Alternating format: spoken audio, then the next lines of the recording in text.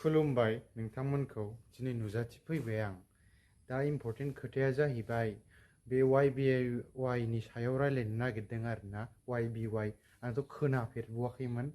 ओमफ्राय दाख्लैसो जोंनिनो क्लास फ्रेन्ड आरोना बे आंखौ एसे गोबाव जाबाय माने होनदोंमोन आरो माने नोंबो हागोन 6000ल' हो होनदोंमोन ओमफ्राय दिनै बिथाङा दुखुआवसो दं आरोना ट्रु स्ट'रि ओमफ्राय दा होनदों आरो सिगाङावथ' स्केम नङा मा नङा होनग्रोदोंमोन दा माबा KYC होनांगौ जाहैबाय 6000नि थाखाय ओमफ्राय बिथाङाथ' माने फ्लप माबा फेक खालामबाय आरोना बे जोंनि लोगोआ ओमफ्राय दा होनगासिनो दं सोरबा सोरबा फेक नङा र' नायबाय था होननानै देखायदों होनदों बेखौनो जों नेनानै थाबाय आरो दाथ' स्केमखौनो होनखाबाय 90% मानसिफ्रा बाट स्टिल जों बयनिबो खोनासंनांगोन खोथाखौ ओंखायनो दा नेनोसै आरोना आरो नोंथांमोना एसे एन्टारटेनमेन्ट खालामजानो लुबैदोंबा मोनसे YBY नि सायाव गान लाबोजानो लुबैदोंबा कमेन्ट खालामदो आरोना गोसो गोथार एरै गावस्रालाजोबदो कमेन्टआव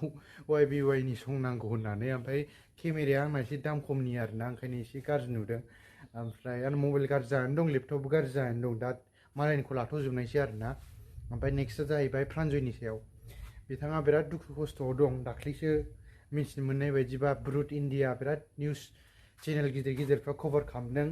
बेयो माने 500 थाखानि रुमावसो थादोंनो मान्थलि 500 थाखानि रुमाव बिराद थोन थोन हांबो मोना बारबो मोनानो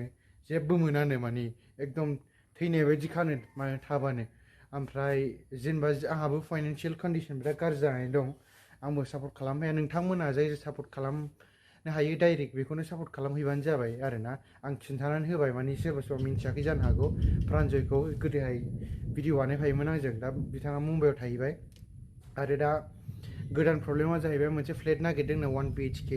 नि ओमफ्राय दासो होदों नायनो हागोन नोंथांमोना गाव होनायखौनो गाइस ये बहुत ज़्यादा इंपॉर्टेंट वीडियो है ठीक है मैं 2-3 दिन से खाना नहीं खा पा रहा हूँ मतलब वोमिटिंग वगैरह हो रहा है मैं डॉक्टर के पास ही जा रहा हूँ बाकी मैं एक चीज़ चाहता हूँ आप लोग से प्लीज़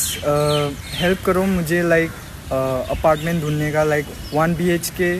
1 RK भी चल जाएगा 1 BHK 1 RK मतलब अच्छा जगह में ठीक है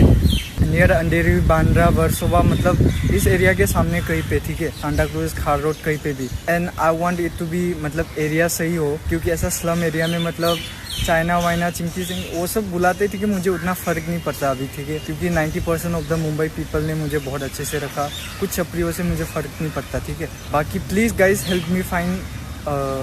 अगर ये नहीं हुआ तो मुझे पुणे नहीं तो नबी मुंबई जाना पड़ेगा वहाँ पे कुछ जेन्युइन पीपल मतलब मुझे फ्री में ऑफर कर रहा है रहने का तो अगर वो नहीं हुआ तो ये लास्ट ऑप्शन है मेरे लिए तो इफ समवन अगर किसी भी तरह हेल्प कर सकते हो तो प्लीज़ ओंखायनो नोंथांमोना सापर्ट खालामदो सोरबाफोर मुम्बाइआव थायोबा आंनि साबस्क्राइबारफोर अननानै हेल्प खालामनानै होदो एबार बिसिमल'सै भिडिअआ गान नांगौबा बे YBY नि सायाव कमेन्ट खालामदो गाइसमोन आरो नोंथांमोना स्केम खालामजादों ना लाब जादों एसे कमेन्ट खालामबावदो खिन्थानानै होदो गोसो गोथारै जय गुरु एबार नेक्स्ट गानाव नुजाथिफैबावगोन